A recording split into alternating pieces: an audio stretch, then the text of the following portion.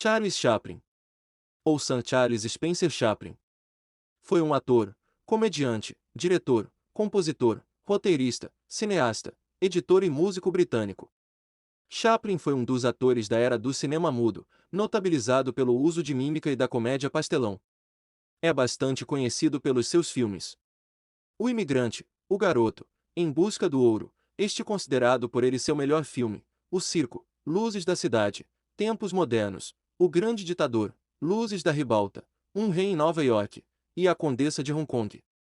Influenciado pelo trabalho dos antecessores, o comediante francês Max Linder, Georges Méliès, D.W. Griffith, Louis e Auguste Lumière, e compartilhando o trabalho com Douglas Fairbanks e Mary Pickford, foi influenciado pela mímica, pantomima e o gênero pastelão, e influenciou uma enorme equipe de comediantes e cineastas como Federico Fellini, Os Três Patetas, Peter Sellers, Milton Berle, Marcel Marcial, Jacques Tati, Howard Atkinson, Johnny Depp, Michael Jackson, Sacha Baron Cohen, Harold Lloyd, Buster Keaton, Roberto Gomes Bolanhos, O Chaves, Renato Aragão e outros diretores e comediantes. É considerado por alguns críticos o maior artista cinematográfico de todos os tempos, e um dos pais do cinema, junto com os irmãos Lumière, Georges Méliès e D.W. Griffith. Charles Chaplin atuou, dirigiu, escreveu, produziu e financiou seus próprios filmes, sendo fortemente influenciado por um antecessor, o comediante francês Max Linder, a quem dedicou um de seus filmes.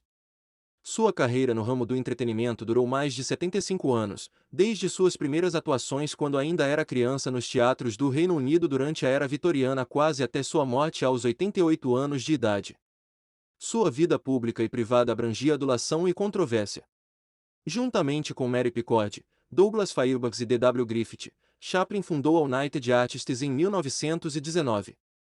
Seu principal e mais famoso personagem foi The Tramp, conhecido como Charlotte na Europa e igualmente conhecido como Carlitos ou O Vagabundo no Brasil. Consiste em um andarilho pobretão que possui todas as maneiras refinadas e a dignidade de um cavalheiro, gentleman, usando um fraque preto esgarçado, calças e sapatos desgastados e mais largos que o seu número, um chapéu cocô cartola, uma bengala de bambu e sua marca pessoal, um pequeno bigode. Foi também um talentoso jogador de xadrez e chegou a enfrentar o campeão estadunidense Samuel Reshevsky. Chaplin, que era canhoto, nasceu no dia 16 de abril de 1889, supostamente na East Street, Walworth, Londres, Inglaterra. Seus pais eram artistas de musical. Seu pai, Charles Spencer Chaplin Sr., era vocalista e ator, e sua mãe, Hannah Chaplin, era cantora e atriz. Ambos separaram antes de Charlie completar 3 anos de idade. Após a separação, Chaplin foi deixado aos cuidados de sua mãe, que estava cada vez mais instável emocionalmente. O censo de 1891 mostra que sua mãe morava com Charlie e seu meio-irmão mais velho Sidney John Hawkes, de 1885 a 1965, na Barlow Street, Walworth. Na sua infância, Chaplin morou com sua mãe, e algumas vezes também com seu meio-irmão Sidney, em diversos endereços nos arredores da Kennington Road, no distrito de Lambeth da Grande Londres. Neste período, sua principal moradia foi na Pownall Terrace, número 3. Um problema de laringe acabou com a carreira de cantora da mãe de Chaplin. Devido a uma de suas internações como consequência de seus problemas mentais, sofria depressão nervosa e um quadro de desnutrição. Seus filhos foram ingressados durante várias semanas no asilo de Lambeth no sul de Londres e logo, na escola Anvel para órfãos e meninos pobres desde junho de 1896 a janeiro de 1898. O pai de Charles Chaplin era alcoólatra e tinha pouco contato com seu filho.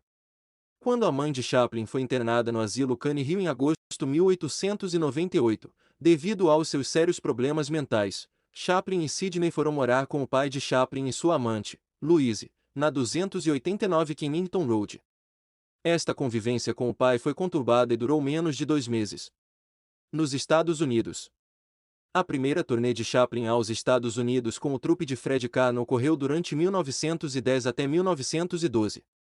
Após 5 meses de volta na Inglaterra, ele retorna aos Estados Unidos em uma segunda turnê com o trupe de Karno, chegando novamente nos Estados Unidos em 2 de outubro de 1912. Na companhia de Karno estava Arthur Stanley Jefferson, que posteriormente ficaria conhecido como Stan Laurel. Chaplin e Laurel dividiam um quarto em uma pensão. Stan Laurel retornou à Inglaterra, mas Chaplin manteve-se nos Estados Unidos. Em 1913, a atuação de Chaplin foi eventualmente vista por Mack Sennett, Mabel Normand, Minta Durfee e Fatih Bucri. Sennett o contratou para seu estúdio, a Keystone Film Company, pois precisavam de um substituto para Ford Sterling. Inicialmente, Chaplin teve grande dificuldade em se adaptar ao estilo de atuação cinematográfica da Keystone.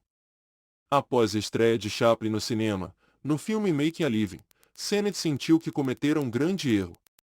Muitos alegam que foi Norman quem o convenceu a dar a Chaplin uma segunda chance. Chaplin começou a trabalhar junto com Norman, que dirigiu e escreveu vários de seus primeiros filmes.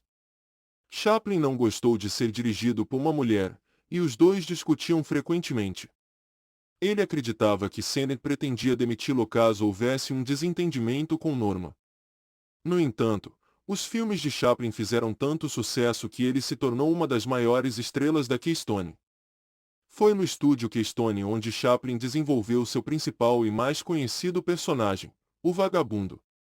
O vagabundo é um andarilho pobretão que possui todas as maneiras refinadas e a dignidade de um cavalheiro. Aparece sempre vestindo um paletó apertado, calças e sapatos desgastados e mais largos que o seu número, e um chapéu coco. Carrega uma bengala de bambu, e possui um pequeno bigode de brocha.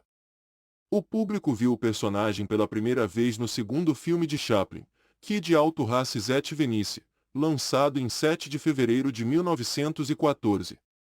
No entanto, ele já havia criado o visual do personagem para o filme Mabel's Strand predicamente, produzido alguns dias antes, porém lançado mais tarde, em 9 de fevereiro de 1914.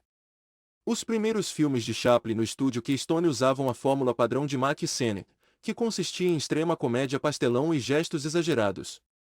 A pantomima de Chaplin foi mais sutil, sendo mais adequada para comédias românticas e farsas domésticas. As piadas visuais, no entanto, seguiam exatamente o padrão de comédia da Keystone.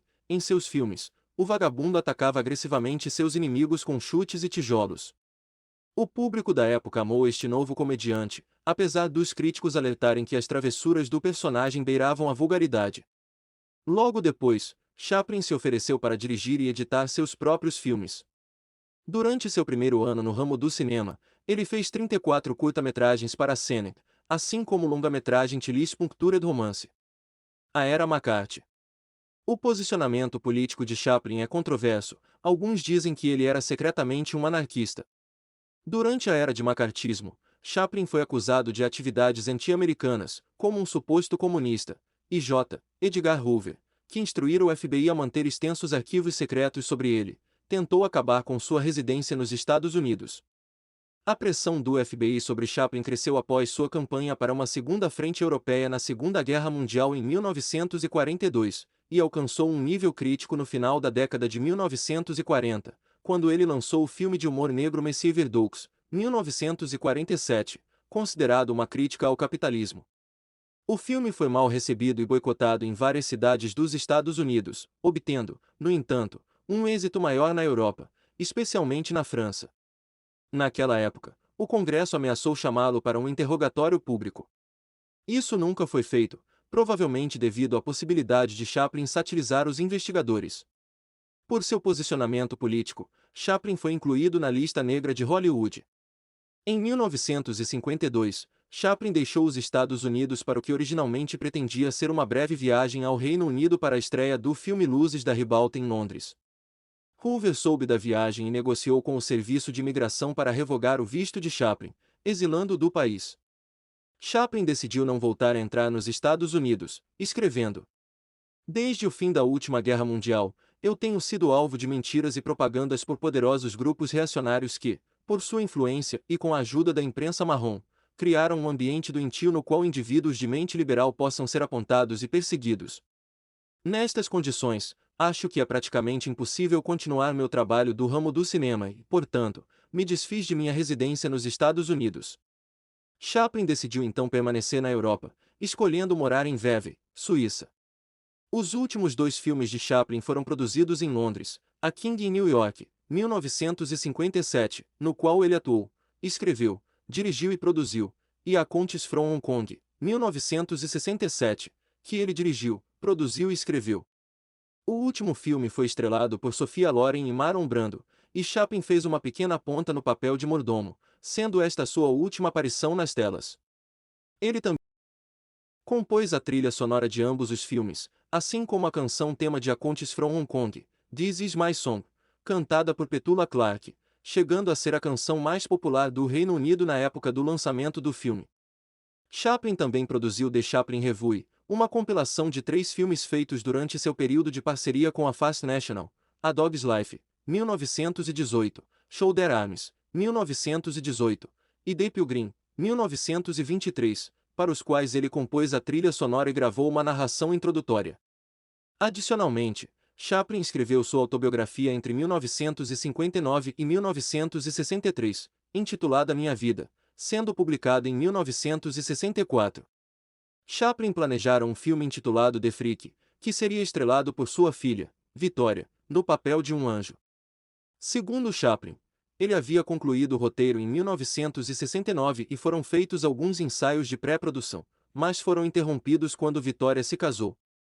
Além disso, sua saúde declinou constantemente na década de 1970, prejudicando todas as esperanças do filme ser produzido. Sua morte. A saúde de Chaplin começou a declinar lentamente no final da década de 1960, após a conclusão do filme A Contes from Hong Kong, e mais rapidamente após receber seu Oscar honorário em 1972.